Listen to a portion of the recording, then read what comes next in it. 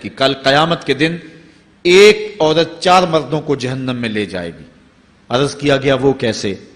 فرمایا ایک عورت کو حکم ہوگا جہنم کا تو وہ عرض کرے گی مالک میرے باپ کو بلایا جائے۔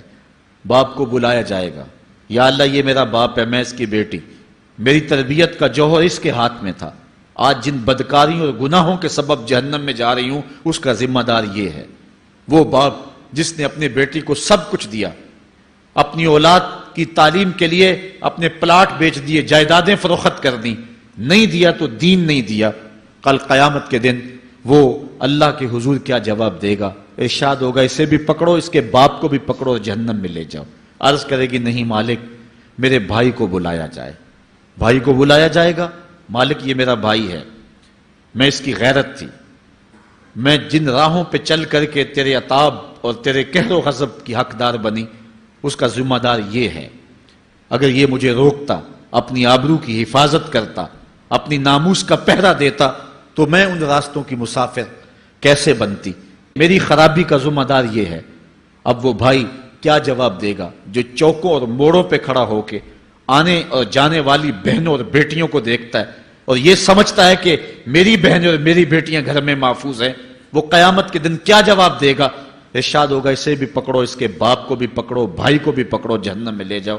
عرض کرے گی نہیں مالک میرے شوہر کو بھی بلایا جائے۔ بلایا جائے گا، مالک یہ میرا شوہر ہے اور میں اس کی بیوی، میری تربیت کا جوہر ماں باپ کے بعد اس کے ہاتھ میں تھا اور اس کے پاس طلاق کی دھمکی ایسی چیز تھی، مجھے جو چاہتا منواتا اور جس انداز میں ڈھالنا چاہتا مجھے ڈھال لیتا، لیکن اس نے مجھے کبھی راہ حق کی طرف نہیں بلایا تھا۔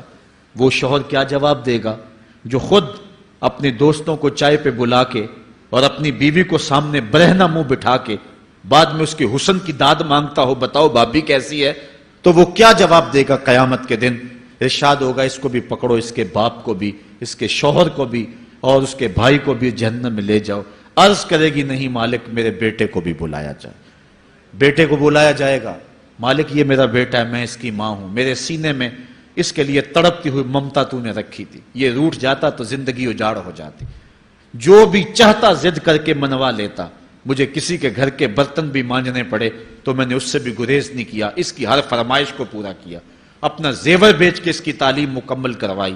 اگر یہ ضد کرتا کہ امی آپ نماز نہیں پڑھتی، میں آپ کے ہاتھ کا کھانا نہیں کھاؤں گا، امی آپ یہ عمل کیوں کرتی ہیں، یہ شریعت میں جائز نہیں ہے، تو میں جو ہے وہ کھانا نہیں کھاؤں گا، تو کیا میری ممتا مجبور نہ ہو جاتی؟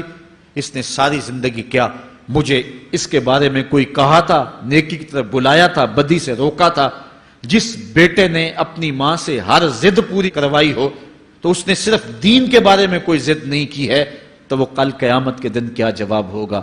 ارشاد ہوگا اسے بھی پکڑو، اس کے باپ کو بھی پکڑو، اس کے خاوند کو بھی پکڑو، بھائی کو بھی پکڑو، بیٹے کو بھی پکڑو اور 5 کو گھسیٹ کے جہنم میں لے جاؤ۔